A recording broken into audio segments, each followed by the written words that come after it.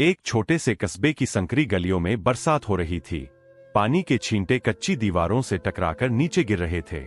10 साल की पूजा छतरी लेकर स्कूल जा रही थी और उसके पीछे 15 साल का राजू पुरानी चप्पल पहने कीचड़ में चलता हुआ उसकी किताबों को भीगने से बचा रहा था। पूजा, भैया, आप भी छतरी के नीचे आ जाओ।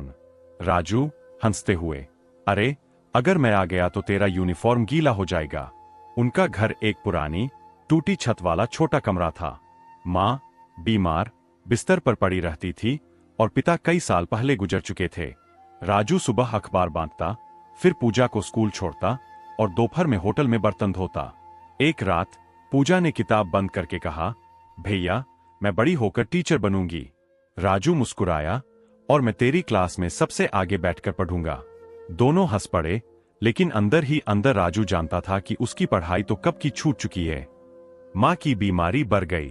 डॉक्टर ने दवा लिखी, लेकिन दवा के पैसे के लिए राजू को अपनी साइकिल बेचनी पड़ी, वही साइकिल जिससे वह अखबार बांटता था। अब वह पैदल चलता, पर शिकायत नहीं करता। पूजा का 8वीं का बोर्ड एग्जाम था। राजू ने रात भर होटल में अतिरिक्त काम किया ताकि बहन के लिए नोट्स और पेन खरीद सके। एग्जाम के दिन उसने पूजा को नए जूते भी दिए। पूजा की आंखें भर आईं। भैया आप मेरे लिए इतना क्यों करते हो? राजू, क्योंकि तू ही तो मेरी दुनिया है। पूजा ने पूरे कस्बे में टॉप किया। स्कूल में इनाम में एक छोटी ट्रॉफी मिली। वह दौड़ती हुई घर आई, भैया देखो। राजू ने उसे सीने से लगा लिया, मुझे पता था तू कर सकती है। पूजा ने इंटर कॉलेज में दाखिला ले लिया। अब फीस ज्यादा थी, किताबें महंगी थीं। राजू ने होटल की जगह शहर के एक कारखाने में काम शुरू किया, रोजाना 12 घंटे। एक दिन कारखाने में मशीन से उसका हाथ कट गया। बहुत खून बहा, लेकिन उसने पूजा को कुछ नहीं बताया। बस पट्टी बांधकर काम करता रहा, क्योंकि महीने के अंत में फीस भरनी थी। पूजा को राजू का सच तब पता चला जब उसने उसकी पुरानी शर्ट में खून के धब्बे देखे।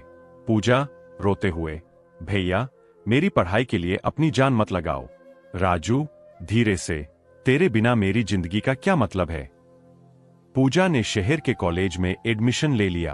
राजू गांव में ही रहा, लेकिन हर महीने पैसे भेजता। फोन पर बस यही कहता, अच्छे से पर, बाकी मैं संभाल लूंगा। कारखाने में मजदूरी कम हो गई। राजू ने रात को रिक्शा चलाना शुरू किया। ठंड में उसके हाथ जम जाते, लेकिन वह बहन की फीस समय पर भेज देता। कॉलेज खत्म होते ही पूजा का एक बड़े स्कूल में टीचर की नौकरी का इंटरव्यू था। वह घबराई हुई थी। राजू ने फोन पर कहा, सोच, तू बच्चों को पढ़ा रही है और वे तुझे मैम बुला रहे हैं। यह सुनकर पूजा का डर दूर हो गया। पूजा को नौकरी मिल गई। उसने पहली तनख्वाह से सबसे पहले राजू के लिए नए कपड़े खरीदे और एक स्मार्टफोन। राजू ने हंसते हुए कहा, अरे मैं तो अब भी पुराने फोन से खुश था। पूजा, अब आपको वीडियो कॉल करनी पड़ेगी। पूजा ने राजू के नाम से एक छोटी लाइब्रेरी खुलवाई, छतरी वाला भाई लाइब्रेरी। इसमें गांव के बच्चों के लिए मुफ्त किताबें और पढ़ाई का इंतजाम था।